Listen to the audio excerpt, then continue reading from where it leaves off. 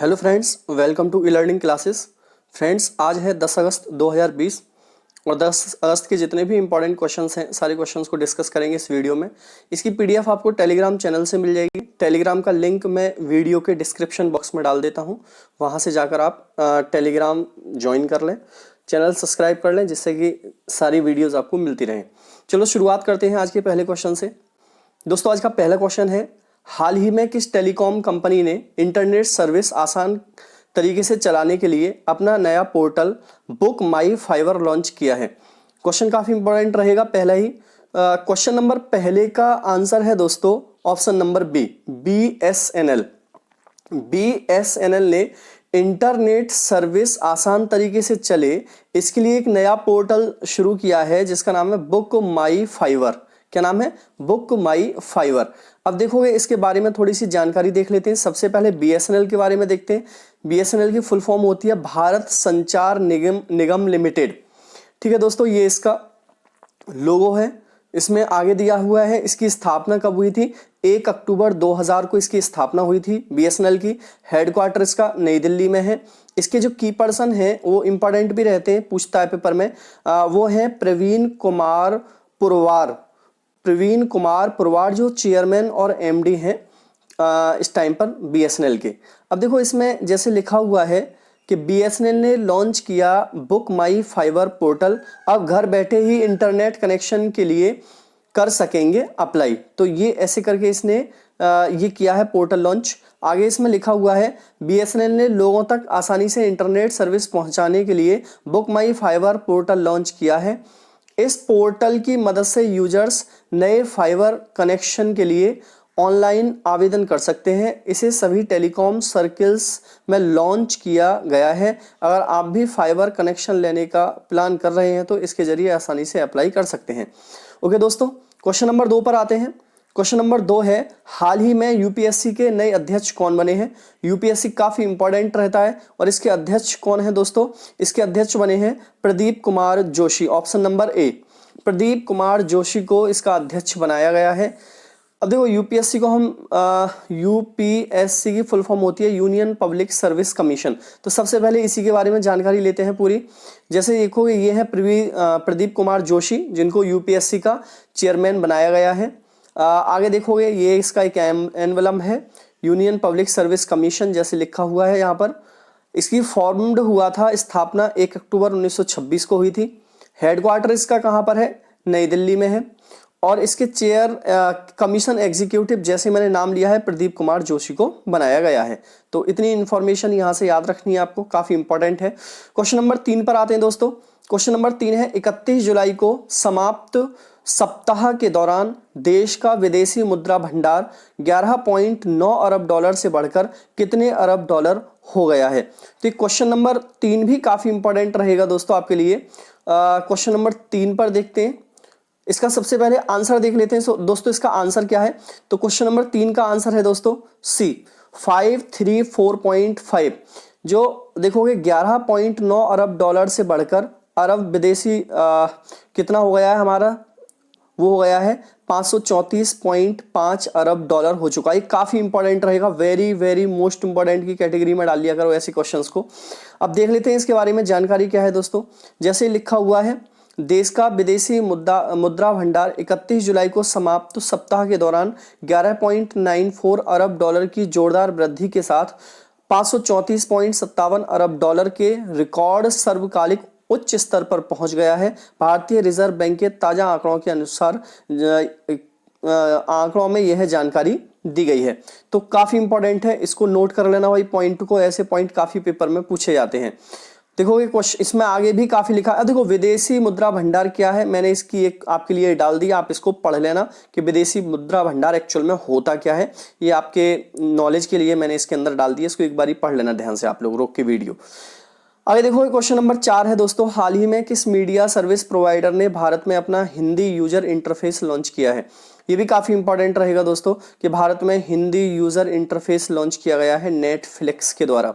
किसके द्वारा? नेटफ्लिक्स के द्वारा। अभी देख रहे होंगे कि नेटफ्लिक्स का वैसे तो काफी टाइम से बहुत ज्यादा नाम सुनने को आपको मिल रहा होगा, लेकिन जब से लॉकडाउन हुआ है कोरोना वायरस की वजह से, तो आपने देखा होगा सारी मूवियाँ जो लॉन्च हो रही हैं, जो अब आ रही हैं मूवी, वो सब नेटफ्लिक्स पर ही आ रही हैं। भारत में जो बॉलीवुड से मूवी अब रिलीज हो रही हैं वो नेटफ्लिक्स पर रिलीज की जा रही हैं, इसलिए नेटफ्लिक्स काफ़ी इंपॉर्टेंट हो जाता है। अब इसका हिंदी यूजर इंटरफेस इसने भारत में लॉन्च कर दिया है हिंदी देखने वालों के लिए। अब देखो इसकी बात कर लेते हैं। तो इसकी स्थापना दोस्तों कब हुई थी? 29 अगस्त 1997 को इसकी स्थापना हुई थी। इसका देखोगे फाउंडर कौन है? रीड हेस्टिंग्स और मार्क रेंडोल्फ इसके कौन है? फाउंडर हैं। की पर्सन कौन है इसके? रीड हेस्टिंग्स इसके चेयरमैन और को सीईओ हैं। अब देखो इसका हेडक्वार्टर भी कहाँ पर है? इसका हेडक्वार्टर कैलिफोर्निया के अंदर है। तो मेरे ख्याल से आप ये जरूर याद रख लेना की पर्सन और फाउंडर कौन है। रीड हेस्टिंग्स का नाम याद रख लेना, आपके लिए इनफ रहेगा।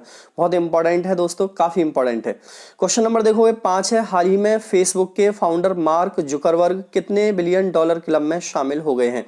तो देखो मार्क जुकरबर्ग कितने बिलियन डॉलर क्लब में शामिल हुए हैं? आंसर है दोस्तों इसका ए, 100 बिलियन डॉलर क्लब में शामिल हो गए हैं। फेसबुक के फाउंडर हैं मार्क जुकरबर्ग। अब देखो सबसे पहले हम जो बात करेंगे यहाँ पर किसकी करेंगे? फेसबुक। देखो ऐसे क्वेश्चंस काफी आते हैं, यही होती है आपकी स्टैटिक जीके। फेसबुक की अगर बात करें दोस्तों, इसकी स्थापना हुई थी 4 फरवरी 2004 को। इसके फाउंडर कौन है? मार्क जुकरबर्ग हैं। इसका हेडक्वार्टर कहां पर है दोस्तों? कैलिफोर्निया में है। एरिया इसका वर्ल्ड वाइड है, बस ब्लॉक्ड कंट्रीज को छोड़कर। की पीपल भी कौन है इसके? मार्क जुकरबर्ग हैं। तो पहले फेसबुक के बारे में पूरी नॉलेज लेनी है। फिर आगे जैसे लिखा हुआ है इसमें कि सेंटी वेलिनियर बने फेसबुक के founder mark Zuckerberg. Instagram reels के लॉन्चिंग से 2 दिन पहले 56,000 करोड़ बढ़ी नेटवर्थ, मतलब जो नेटवर्थ बढ़ी है और 100 बिलियन डॉलर के उसमें पहुंच गए हैं। तो इसमें लिखा हुआ है फेसबुक में जुकरबर्ग की 13% हिस्सेदारी, 2020 में 23 बिलियन डॉलर नेटवर्थ बढ़ी। 5 अगस्त को 50 देशों के आधिकारिक रूप में लॉन्च किया गया था इंस्टाग्राम रील्स। देखो ये काफी इंपॉर्टेंट पॉइंट है जो लास्ट वाला है। 80.6 बिलियन डॉलर की नेटवर्थ के साथ मुकेश अंबानी चौथे सबसे अमीर व्यक्ति बन चुके हैं। तो देखो ये काफी इंपॉर्टेंट पॉइंट है कि चौथे सबसे अमीर व्यक्ति कौन है? ये हैं। लेकिन बिलियन डॉलर में शामिल होने वाले अपनी हिस्सेदारी के साथ कौन है? मार्क जुकरबर्ग हैं, जिनकी कितनी हो गई है? 100 बिलियन के क्लब में ये शामिल हो गए हैं। आगे आते हैं दोस्तों, इसमें क्वेश्चन नंबर 6 है। आजादी के बाद भारत में पहली बार संसद में महिलाओं की संख्या कितने के पार पहुंच गई है? वेरी मोस्ट इंपॉर्टेंट दोस्तों। आंसर होगा इसका सी।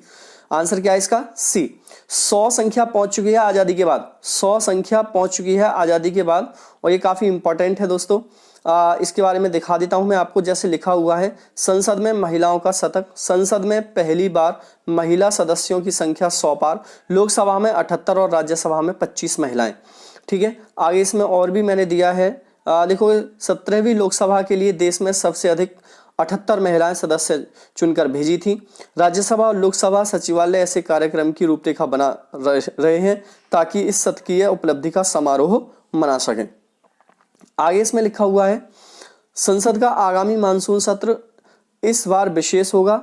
आजाद भारत के इतिहास में पहली बार 100 से अधिक महिला सांसद सत्र में शामिल होंगी। राज्यसभा में 61 नए सांसद आए हैं, इनमें 4 महिलाएं हैं। नई महिला सांसदों के साथ ही संसद में कुल महिला सदस्यों की संख्या 103 हो गई है। इस अवसर को यादगार बनाने की भी तैयारी चल रही है। तो अब देखोगे सांसद कितनी हो चुकी है? कुल टोटल 103, मतलब 100 के पार हो चुकी है संख्या।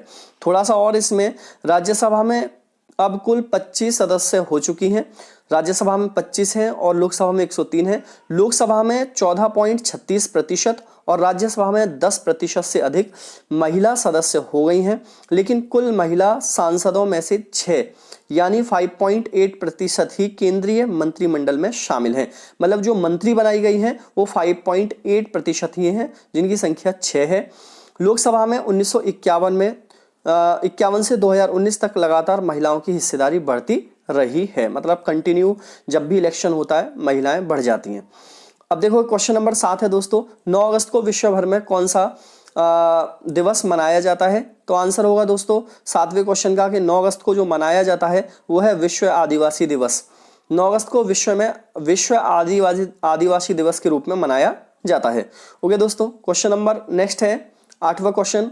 हाल ही में संयुक्त अरब अमीरात ने किस देश के प्रवासियों से वसूले जाने वाला वीजा जुर्माना माफ करने की घोषणा की है? यहाँ सी लगा लेना बीच में, वसूले जाने वाला वीजा जुर्माना माफ करने की घोषणा की है। ये भी इंपॉर्टेंट क्वेश्चन है।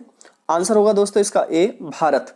भारत के जो प्रवासी हैं उनसे संयुक्त अरब अमीरात वीजा जुर्माना माफ कर दिया है उसने, वो नहीं वसूलेगा। अब देखो संयुक्त अरब अमीरात की बात आई है तो सबसे पहले इसके बारे में जान लेते हैं। इसकी जो राजधानी है वो है अबू धाबी। क्या है? अबू धाबी यहाँ की राजधानी है। और यहाँ की जो करेंसी है दोस्तों वो है दिरहम। क्या है? दिरहम यहाँ की करेंसी है। आगे देखोगे इसमें क्या दिया हुआ है, जैसे लिखा है यूएई ने माफ किया भारतीयों का वीजा जुर्माना। इसमें लिखा है मीडिया सूचना एवं संस्कृति के लिए भारतीय वाणिज्य दूतावास के अधिकारी नीरज अग्रवाल ने कहा है कि यूएई ने आवासन एवं विदेश मामलों के महानिदेशालय ने पहले चरण में 145 भारतीयों के आवेदनों पर शुल्क माफ कर दिया है। तो काफी इंपॉर्टेंट न्यूज है, भारत के लिए है। ठीक है, क्वेश्चन नंबर 9 है दोस्तों। हाल ही में किस देश में टिड्डे की नई प्रजाति खोजी गई है? ये भी काफी इंपॉर्टेंट रहेगा, वेरी वेरी मोस्ट इंपॉर्टेंट है। आंसर होगा इसका दोस्तों श्रीलंका। श्रीलंका में टिड्डे की नई प्रजाति खोजी गई है। अब देखो श्रीलंका की हम बात करें यहाँ पर, तो श्रीलंका की राजधानी 2 है, एक तो है कोलंबो, ओके दोस्तों, और एक है जयवर्धने। कोलंबो और जयवर्धने 2 राजधानी हैं। ठीक है, इसके जो प्रधानमंत्री हैं वो है महिंदा राजपक्षे। महिंदा राजपक्षे ये प्रधानमंत्री हैं, जबकि राष्ट्रपति कौन है यहाँ पर? गोटबाया राजपक्षे। गोटबाया राजपक्षे कौन है? श्रीलंका के राष्ट्रपति हैं। अब देखो इसके बारे में जान लेते हैं। ये लिखा हुआ है जैसे रिसर्चर्स को 116 बाद मिला टिड्डे की नई प्रजाति, केरल के बायोलॉजिस्ट पर रखे गए नाम था। अब देखो श्रीलंका में विदेशी रिसर्च के एक समूह ने 116 साल के बाद टिड्डे की एक नई प्रजाति खोजी है। इस प्रजाति का नाम 28 वर्षीय भारतीय आर्थोप्टेरिस और केरल के संरक्षण जीव विज्ञानी धनेश भास्कर के नाम पर रखा गया। ये काफी इंपॉर्टेंट है, किसके नाम पर रखा गया है दोस्तों? धनेश भास्कर के नाम पर रखा गया है, जो केरल के हैं, भारत के रहने वाले हैं। अब देखो इसमें और भी मैंने लिखवाया हुआ है यहाँ पर कि लेखन और जर्मन रिसर्चर्स के एक समूह ने श्रीलंका के सिंह राजा वर्षा वनों में टिड्डे की नई प्रजाति की खोज की है। उन्हें क्लेडोटोटस भास्करी नाम दिया गया है। तो क्लेडोनोटस भास्करी नाम इसको दिया गया है। ओके दोस्तों, आगे देखोगे क्वेश्चन नंबर 10 है। हाल ही में WTF स्पोर्ट्स ने अपना नया ब्रांड एम्बेसडर किसे नियुक्त किया है? तो WTF स्पोर्ट्स ने अपना ब्रांड एम्बेसडर किसे नियुक्त किया है? आंसर हुआ इसका सी, ए और बी दोनों, हरमनप्रीत कौर और सुरेश रैना। हरमनप्रीत कौर और सुरेश रैना दोनों को ही अपना WTF ने स्पोर्ट्स का ब्रांड एम्बेसडर नियुक्त किया है। दोस्तों आज का टुडे क्वेश्चन है जिसका आंसर आज को हमेशा की तरह आपको ये इसमें लिखा हुआ है जी, आप पढ़ लेना, इसमें कोई नई चीज़ नहीं है कि यहाँ पर इन दोनों को बनाया गया, वही सारी चीज़ मैंने इसमें डाल दी है। टुडे क्वेश्चन है जिसका आंसर आपको कमेंट बॉक्स में देना है। रोज़ की तरह वीडियो को शेयर करो, ज़्यादा से ज़्यादा सब्सक्राइब करो चैनल को। निम्न में से किस राज्य में बंगस आवास मेले का आयोजन किया गया है? कल मैंने ये क्वेश्चन कराया था और उम्मीद करता हूँ कि आपको सारी चीज़ें अच्छे से समझ आ रही हैं। अच्छे से पढ़ो भाई, एग्जाम बहुत आने वाले हैं आपके। कंटिन्यू पढ़ो, ज़्यादा से ज़्यादा पढ़ो, जो भी प्रॉब्लम है मुझसे डिस्कस करो। चलो मैं लेता हूँ आपसे विदा, tata bye bye and take care.